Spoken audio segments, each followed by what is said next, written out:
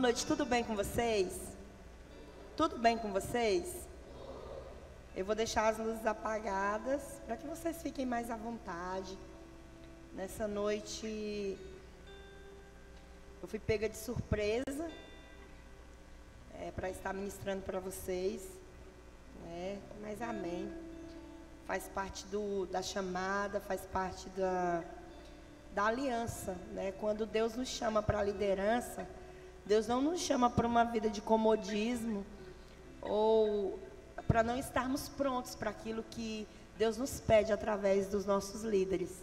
Independente de ser esposa, eu sou uma 12 do meu pastor e, mediante isso, eu tenho o prazer e a honra de obedecer aos comandos que me são dados. Às vezes, a gente não quer, né, obedecer, mas obediência não é sempre quando a gente concorda, né? Obediência é obedecer mesmo, isso é obediência, quando a gente não concorda. E hoje foi mais ou menos assim. Ontem eu estive bem perrenga e eu ainda estou bem debilitada hoje, mas estou bem melhor, graças a Deus. E não tem sido dias fáceis no sentido de correria, porque imagine, são 12 dias em que nós temos que estar aqui para derramar algo de Deus na vida de vocês. Deixa as luzes dos banheiros acesas e a da cozinha, por favor, que aí eles não fica tão escuro.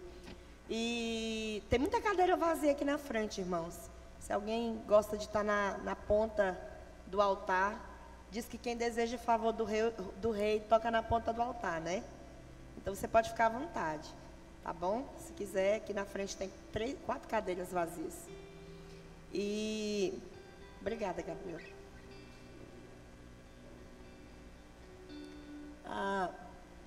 E como eu disse, não sei o que eu estava falando, mas era o que eu estava dizendo.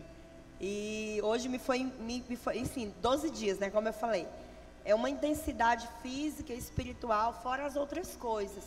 Que no final de ano, né, já tem quase 20 dias que o meu bem, ele fica assim, quase que tempo integral aqui no escritório do templo. E porque não são apenas os 12 dias, né? Tem toda uma estrutura por trás. E esses dias mesmo, ele contando que passou mal dentro do escritório, que foi só pela misericórdia de Deus que ele conseguiu subir para ministrar, porque o corpo, as nossas debilidades humanas, né, físicas. Porém, nós aprendemos lá no início da nossa caminhada. Por isso que é bom a gente ter mentor, né, a gente ter líder. E o jeito que nós fomos mentoreados lá no início da nossa caminhada, talvez fez a gente um pouco indestrutível, no sentido de superar cada vez mais. Talvez a rigidez do que nós fomos gerados trazem esse resultado hoje, né? Então eu sei que para os irmãos estarem aqui 12 dias não é fácil, por causa do trabalho, de toda uma correria. Mas realmente para nós que estamos liberando, para os líderes, principalmente para o pastor, fisicamente é muito mais difícil, é cansativo. Porém, eu vejo assim, que essa é a parte que ela precisa ficar por trás dos bastidores.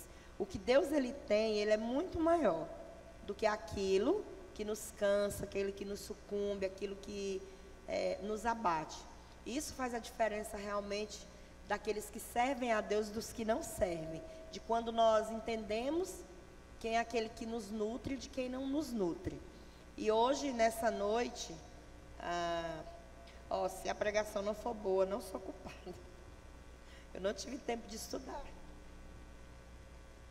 Você que está em casa, tudo bem? Amém. Eu quero que vocês orem por mim agora, em nome de Jesus. Estenda suas mãos para cá. Eu queria que vocês pedissem que Deus tivesse misericórdia da minha vida nessa noite. Espiritualmente, fisicamente, por favor. Estenda suas mãos. Eu quero que você, daí onde você está, pode começar a orar. Pede para Deus me usar nessa noite. Isso, pode orar aí. Faz de conta que é só você que está orando por mim.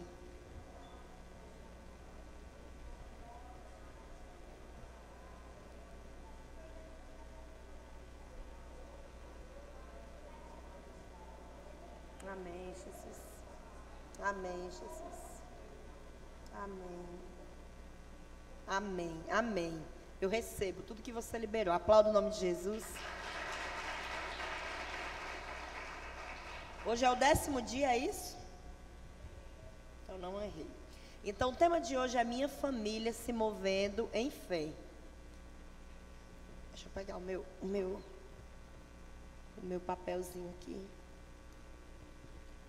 Palavra poderosa de ontem, né? Eu estava em casa e eu vi que Deus, assim, falou muito, como todos os dias.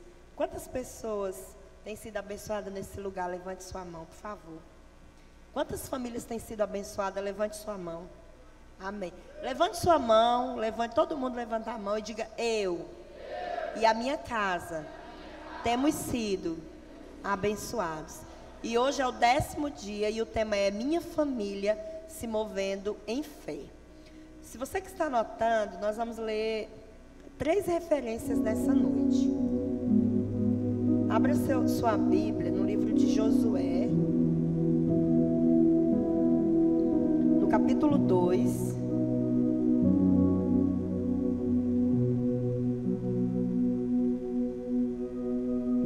Versículo 12. Josué 2:12.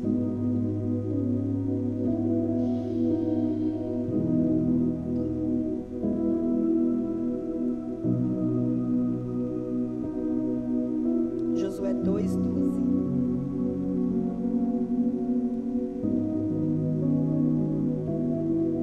Que diz assim: todos encontraram? Fale amém bem forte. Josué capítulo 2, versículo 12, que diz assim: então agora jurem em nome do Senhor e prometa que vão ser bons para minha família, porque eu também tratei vocês com bondade. Para isso peço que me deem um sinal que não deixe dúvida.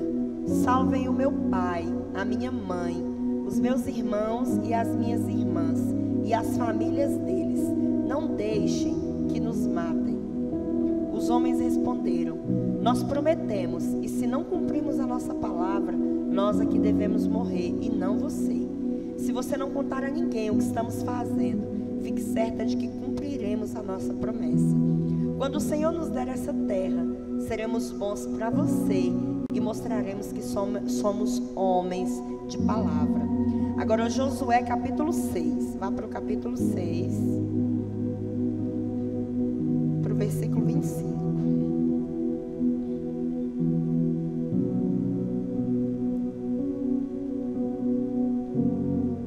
Que diz assim, capítulo 6, versículo 25, que diz assim: Josué deixou que Raabe, a prostituta, e todos os seus parentes ficassem vivos, porque ela havia escondido os espiões que ele havia mandado a Jericó. E os descendentes dela vivem no meio do povo de Israel até hoje. Agora você vai para o Novo Testamento, para Hebreus. Você tem uma Bíblia online, rapidinho você encontra. Hebreus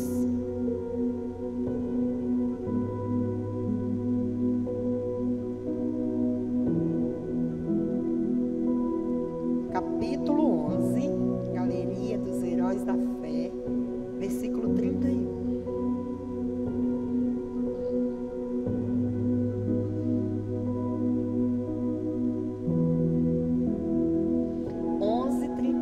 Hebreus 11:31, que diz assim: foi pela fé que Raabe, a prostituta, não morreu com os que tinham desobedecido a Deus, pois ela havia recebido bem os espiões israelitas. Você pode dizer amém?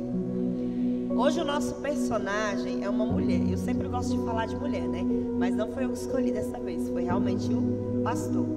E hoje nós vamos falar de uma mulher muito admirável, que tem o meu respeito e que é um testemunho vivo para nós, que é Raabe. Mas antes de falar de Raabe, vamos voltar para o tema. O tema diz assim: minha família se movendo em fé. O que é fé? Hã? Fé é a certeza das coisas que eu não, mas que eu tenho convicção que elas vão acontecer. Isso é fé. Fé é a certeza de que aqui eu não estou vendo, deixa eu não vacilar muito não, né? Que eu não estou vendo uma plataforma, mas eu tenho certeza que se eu colocar meu pé eu não vou cair. Isso é fé. Os meus olhos humanos não veem, mas dentro de mim eu tenho uma certeza de que eu vou ver e de que eu vou viver. Isso é fé. Sintetiza-se exatamente nisso. Cadê a Rosiane? Eu estava vendo ela agora ali. Você vai arrebatar? Hã?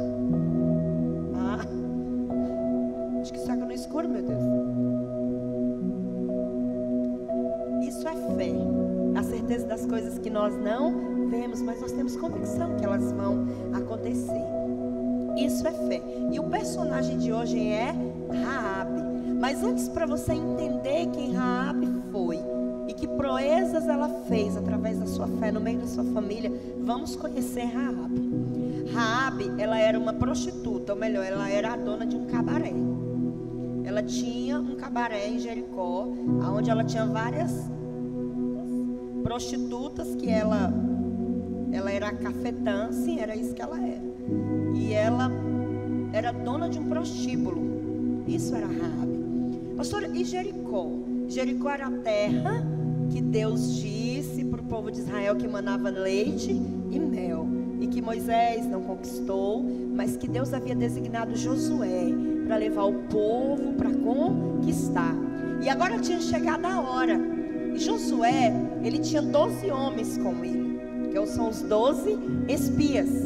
E ele manda aqueles 12 homens entrarem naquela terra, ver como ela era, ver o nível dos inimigos daquela terra e trazer as notícias para que eles tivessem uma estratégia de guerra para tomar.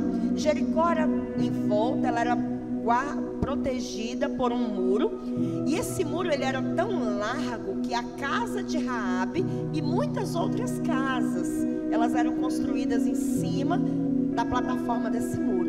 Raabe morava exatamente em cima do muro e o prostíbulo que ela comandava era exatamente ali.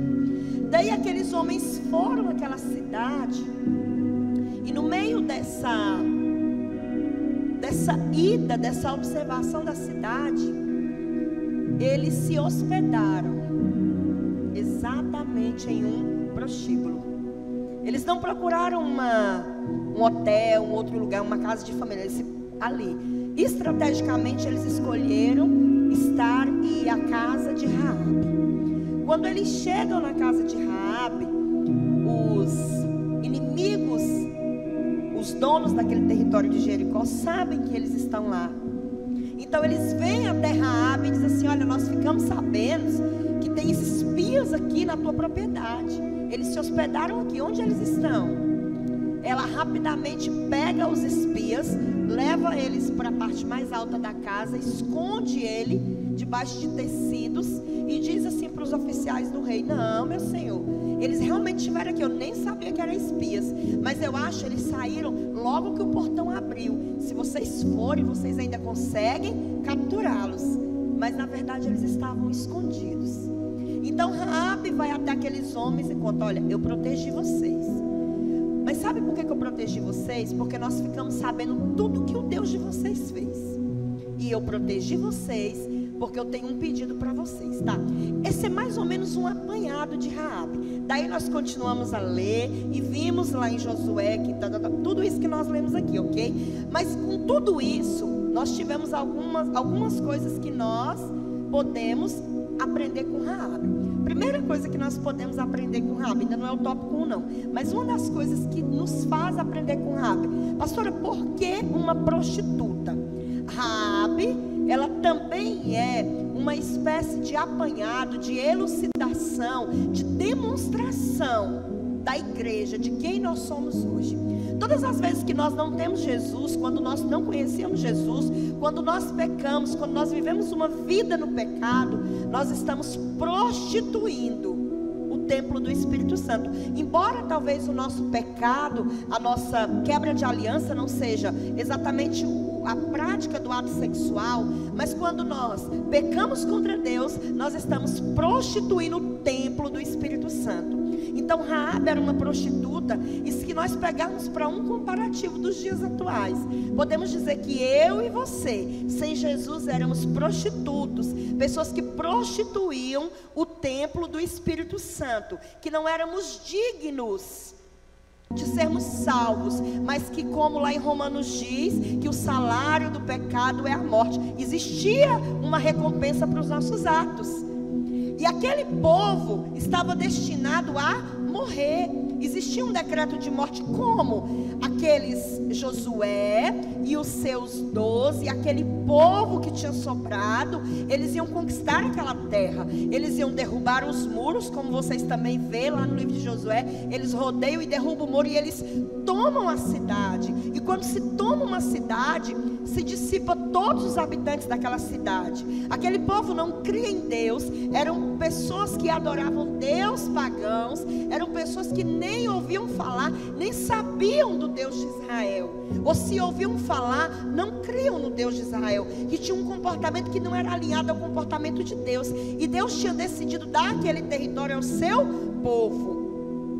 Mas Raabe, ela também ela era uma mulher que não tinha nenhum tipo de conhecimento de Deus. Ela não era uma mulher que tinha uma boa origem. Ela não era uma mulher que, diante da sociedade, ela não tinha, o que eu posso dizer, ela não era aplaudida e nem reconhecida. Ela não tinha uma boa reputação, ela não tinha uma boa fama, porque ela tinha condutas que não só espiritualmente desagradavam a Deus, mas diante da sociedade, principalmente naquela época. Uma prostituta era alguém que não tinha nenhum tipo de qualidade, era alguém que não tinha nenhum tipo de pudor para se apresentar. Essa era Raabe. Porém, naquele dia, Deus quis mudar a história de Raabe. Mas para Deus mudar a história de Raabe, ela teve que ter comportamentos, ela teve que ter atitudes que levou para que Deus viesse mudar não apenas a sua história, mas a história do seu povo e da sua descendência. E o que nós aprendemos com isso? Agora nós vamos aprender 5 tópicos que Raabe nos ensina. Eu quero que você preste bem atenção. Eu creio que Deus vai te ensinar e vai falar com você nessa noite. Primeira coisa, todos nós que estamos aqui temos uma família, amém? Todos nós temos uma família, amém? Se você não está usando o celular para anotar a ministração, eu queria que você guardasse, tá bom? Mas se for para anotar, pode ficar à vontade. Então presta atenção, todos nós temos uma família. Ou seja, uma família que nós já constituímos, ou uma família preguiça. Ou seja, uma família em que nós estamos ali originados aos nossos pais, ou uma família que nós já nos casamos e constituímos com os nossos filhos. Raabe tinha uma família, ela não era casada, mas ela tinha pai, irmãos, irmãs e uma parentela, tá? Mas o que acontece? Eu e você, como eu disse, nós vivíamos em uma vida de prostituição. Mas a primeira coisa que Raabe fez, quando ela ouviu os rumores, quando ela ouviu dizer, está lá no versículo 10 do primeiro capítulo que eu li, do capítulo 6. Está lá no versículo 10 do capítulo, agora vai dar certo, do capítulo 6, Josué 6, deixa eu voltar para lá, eu quero ler todos eles com vocês.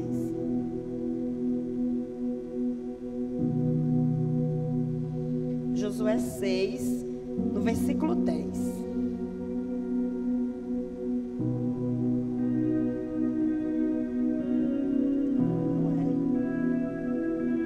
É o 2, capítulo 2, versículo 10.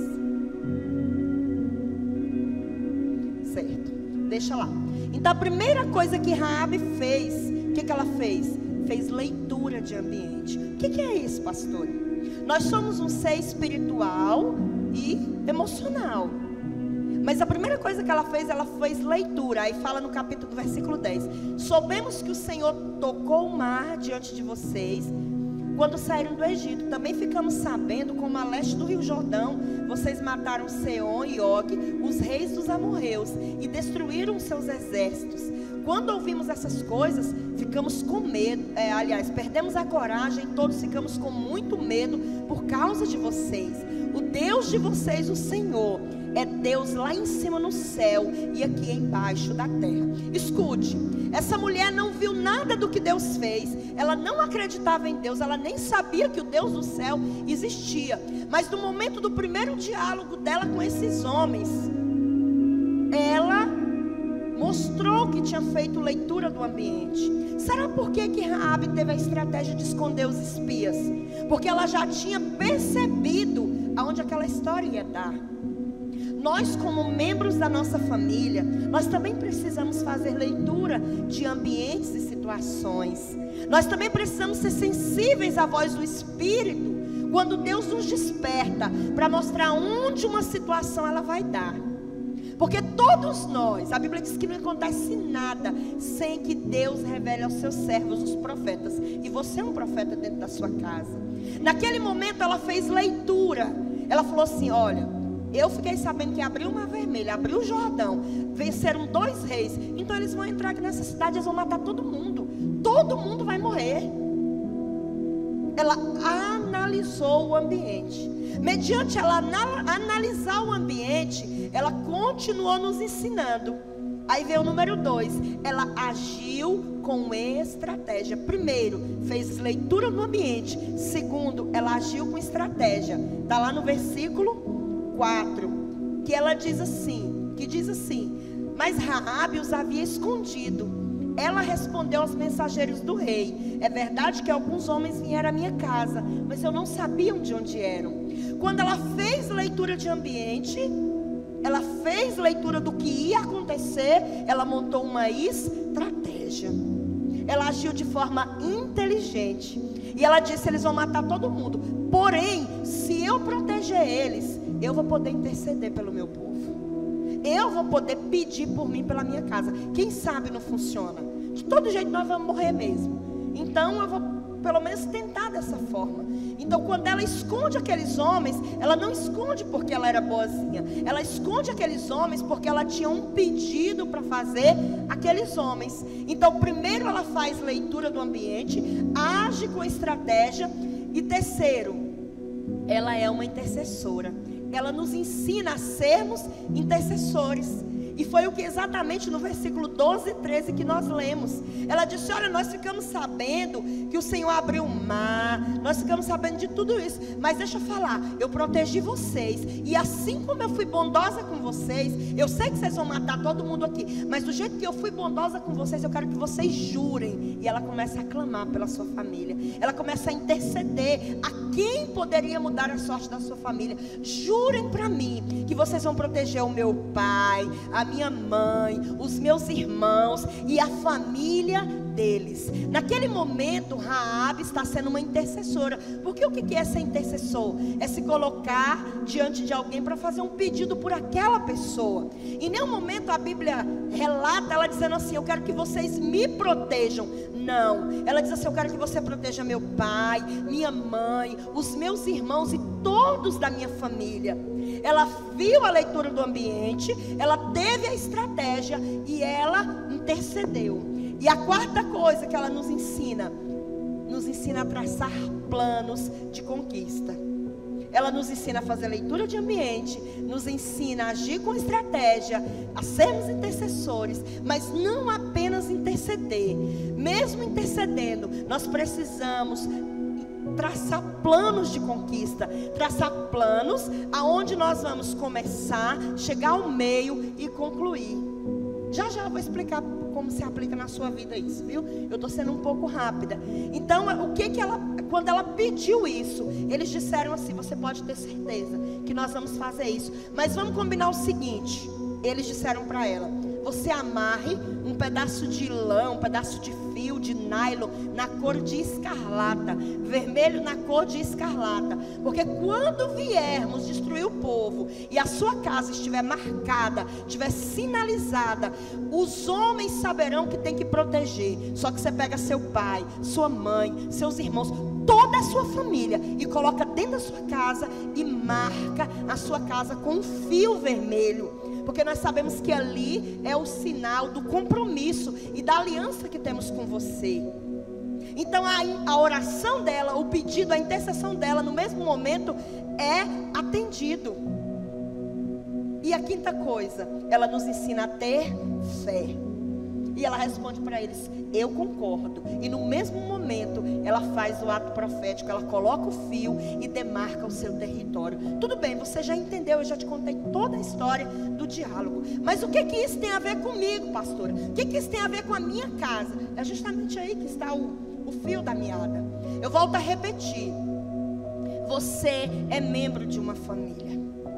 Como membro dessa família, você tem feito leitura espiritual? Você tem feito leitura do que pode acontecer com o futuro do seu pai, da sua mãe, dos seus irmãos?